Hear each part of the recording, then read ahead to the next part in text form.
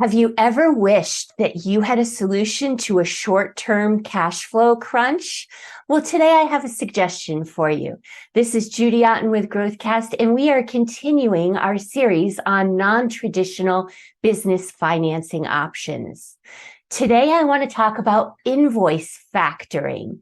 Invoice factoring is something that you may have heard of. You may have had someone try and pitch this to you. I'm going to explain it all today and tell you what to look out for.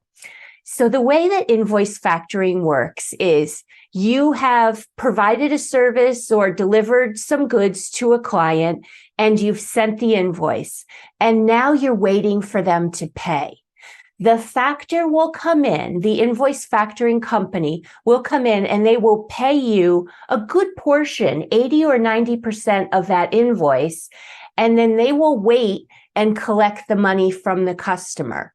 But for every week or month that goes by, they will charge you a percentage. So say they're charging 1% a week, which is fairly common. If it takes them 4 weeks to collect that invoice, they will charge you 4% of the total. They've already paid you 90%, so they'll pay you that other 6% when they get paid. Some things to keep in mind if you're considering this kind of financing. One, the invoice factor is going to get in between you and your customer. So your customer is going to pay them directly. And sometimes that's a little bit weird and may look a little odd to your customer. You need to have good invoicing practices. You need to be invoicing regularly, have very descriptive invoices where all the goods and services you've provided have been itemized. You need to have been in business for a while, at least a year, and you need to be dealing with other businesses or the government, not individual consumers.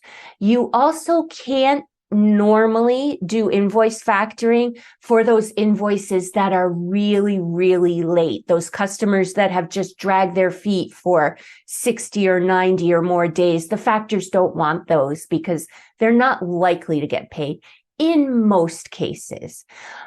Things to watch out for here. Make sure you understand what the charges are going to be and that you're okay with that because they can be fairly expensive.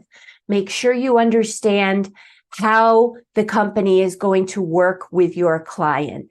If this is something that interests you and some of those things are things you're concerned about, I actually have a factoring company that is very polite and very kind and very businesslike when they're collecting invoices on your behalf. So reach out and I'm happy to provide an introduction. I'll be back next week with a new Fiscal Fitness Tip of the Week, and we'll continue this series on non-traditional business financing.